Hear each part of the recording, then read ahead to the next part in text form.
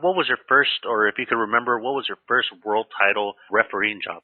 It was at the Forum in California, Los Angeles. Inglewood? Well, actually, it's Inglewood. Yeah, in Inglewood, it was Zarate and Hernandez. Zarate was one of the questions I was going to ask you down the line. Well, let's go ahead and go to those questions. Let me throw a few fights at you that you worked at. Alfonso Zamora, Carlos Zarate. What do you remember about that fight? Oh, boy, it was a great fight. It was a great fight. These guys they was great fighters. They was owned by the same manager. Hernandez? Yeah, and it was a fight that he didn't really want, because he had both of the guys. But they got some bad blood happened, bad words were spoken from both of them. So they broke away and they said they were going to fight. And between the two of them, they had almost 80 fights together, almost about 70-something knockouts combined. Yeah. And obviously they were knockout artists. They were both undefeated. Like you said, trained by the same guy. Cuyo Hernandez ended up training Zarate. Zamora ended up being trained by his father, and there was bad blood between the two trainers. Do you remember in the first round when that man and his boxers came out running inside the ring? What happened there? The police had to call time. And the police had to come in there and get him out of there and arrest him. But yeah, it was really bizarre. I'll always remember that, how the police handled that. Like you said, they walked in the ring. They in and out. They did it real fast. How do you know when a boxer is just done? Do you see it in his eyes? Do you see it in his action? Yeah, you see it in his eyes first of all. You see it in his eyes. You see his legs wobbling and shaking. Can't stand up on his own feet. You see it in his body movement, and then the punches that he has received, devastating punches, very hard. And so, by you being in there before, and by the gestures and everything that his body is telling that he has enough. And that's where your pro boxing career knowledge comes into play, right? Because that's where you know when somebody's hurt. Correct. One of the best fights, of course, of all time. Of course, you'll always be remembered for refereeing that match. Hagler-Hearns. What do you remember about that one? That was 3 rounds of hell. It was Hagler and Hearns, boy, they really put on the best 3 rounds ever in boxing, boy. I tell you, Hearns was really trying to take him out of there. Hit him so hard. It was the first and the last time I ever saw this. Hearns, they called the hit man, because he had a very devastating right hand. He hit Hagler so hard in the head, it busted his forehead. And that's when the blood started coming. I said, man, I never seen a man bust another man's head. But Hagler, boy, once he saw the blood, he told me, matter of fact, he said, look, you're not going to stop this fight on no cut. And I said, okay. The doctor said he could continue. I said, go ahead. And, boy, that was it for Hearns, because he knocked him out at 1 minute.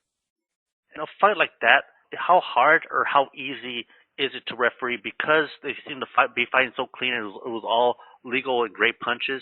Yeah, but would that be easy for you, or would that be hard for you because of all the It punches? was hard. There was so much excitement, so much going on. It was so big of a fight. I mean, my heart was beating so fast, and I'm running, I'm making sure I'm getting out of the way. It was a very hard fight to referee, because it was the magnitude of that fight was so big.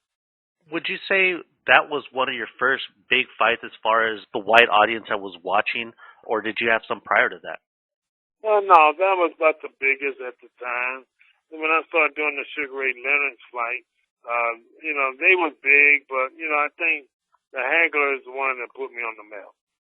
And when you do an assignment like that one, and, you have all these different fights on your resume, does that make you get more assignments or big assignments because of what's on your resume?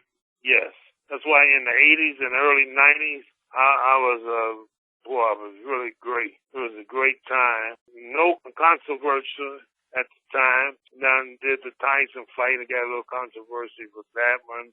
I did Julio Cesar Chavez and Mildred Taylor. Got controversy on that one. And then, that's when people start saying, oh, man, I should have did this or I did this and that. But it will slow you down to a point. But, I can actually say, for 10 years I did some great fights. Yeah, you did. Leonard Hagler rematch. Leonard Hagler, to me, it was an okay fight, but wasn't that much done and that much. They were just outboxing each other.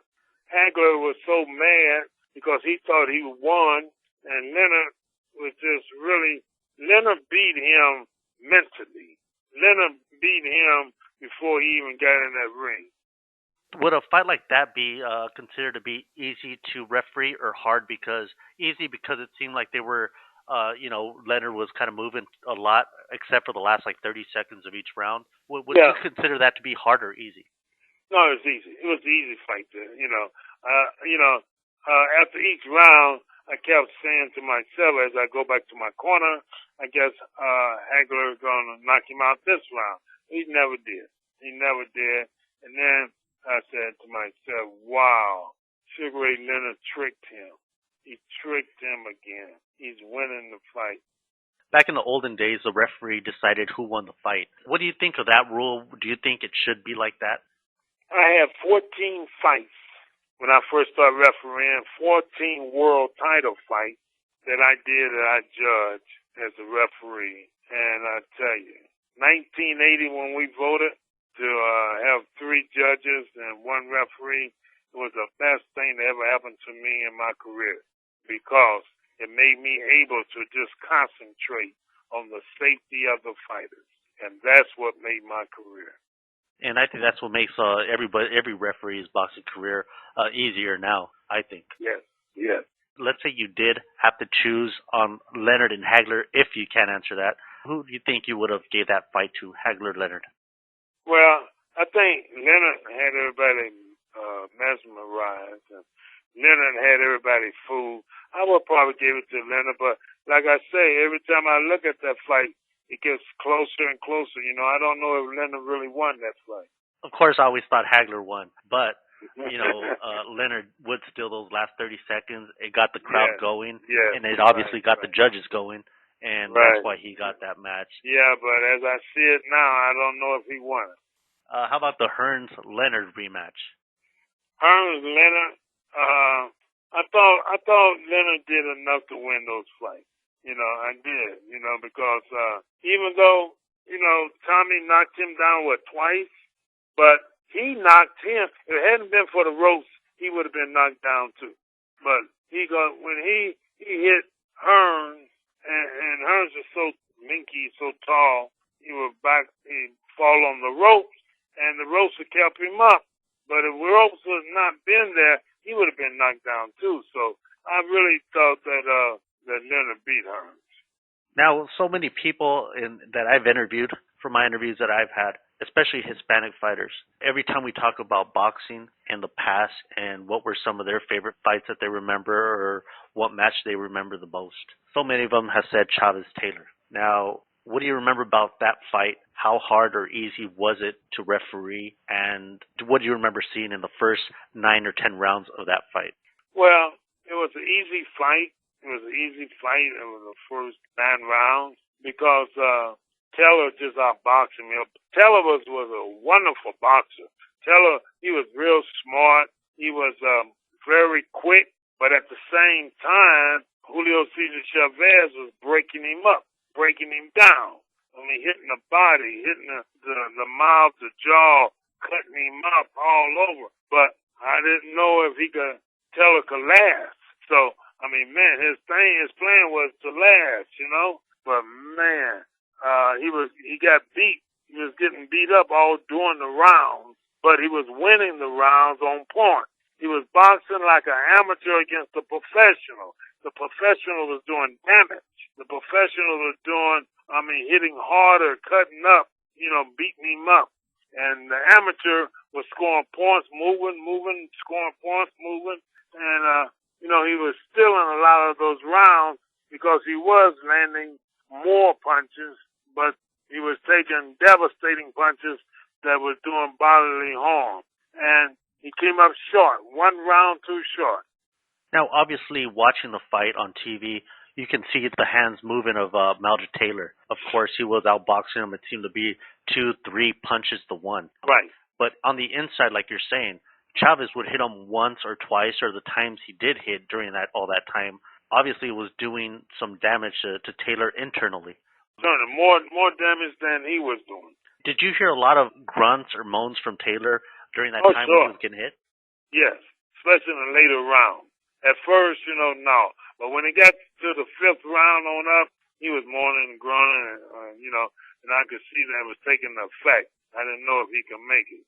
Round 10 and 11, everybody saw how gradually the pendulum was turning. It was all switching to the other side. You could see Taylor slowing down a little bit, Chavez landing more, and you could start seeing it, of course, in his face. His face started swelling up and stuff. Round 10 and 11, what do you remember about those rounds? Boy, he was a worn-out fighter. He was a beaten-up fighter. He was cut up. He was swallowing blood. He was just, man, and it just came overnight. It just came over a couple of rounds, like you said. I mean, in the 10th round, I seen signs. In the 11th round, I seen a little more signs. I said, oh, my God, I don't know if he's going to make it. And then in the last round, I mean, man, he really tried. Showed that he had a big heart, but he didn't have the condition or the will to beat Julio Cesar Chavez. Julio Cesar Chavez at that time was the greatest fighter that I ever seen from Mexico. Right before the 12th bell, what was running through your head as far as what you thought? Is he going to make it? Is he going to make it? I knew he was winning, but is he going to make it? That's what was going through my mind.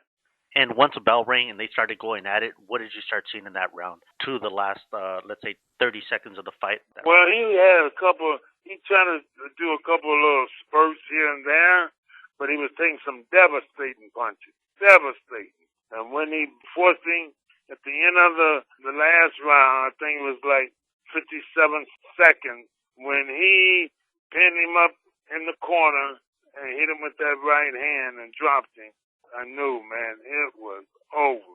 But then he got up.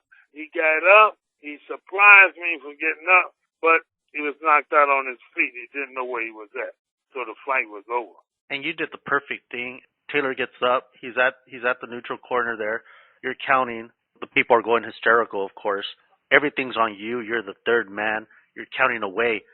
From watching your actions while you were counting past the count of 5 or 6, you were totally focused on his eyes. You said, that's one of the first things that you check on a boxer to make sure he's okay. You asked the crucial questions of when somebody gets knocked down. Are you okay? You asked it about 2 times. Yes, he was busy, of course, looking at Lou Duva jumping up and down on the opposite corner there. Because he didn't answer your questions. It was your job to stop it. You did. All of a sudden, it becomes a very controversial fight. What do you remember about that? The controversial was that he beat the count. Lou Duva was trying to get everybody to see it his way. He was really trying to mess the minds up of everybody that I robbed him, and trying to get everybody against me. And he did for maybe a week. He had a lot of people still hold that against me, but majority of the world says that I done the right thing.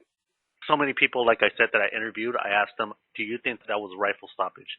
Everyone said yes. Now, let's say that, it was because there were such Chavez fans. Looking at the tape, it says it all. I mean, to this day, there's nothing that you did wrong because you did ask the questions. You didn't just, if you would have just waved it off, maybe it would have been questionable. But because you asked it twice, you didn't get an answer. It was obvious he looked over to his corner instead of answering the questions. It was done. Right. Because the doctors, after he went to the hospital for 4 days, and the doctor said that he didn't know where he was at. He couldn't answer. He couldn't talk. His whole body had dehydrated. He took a worse beating. And he took such a beating, just listen to him today. Right. That fight took it all out of him.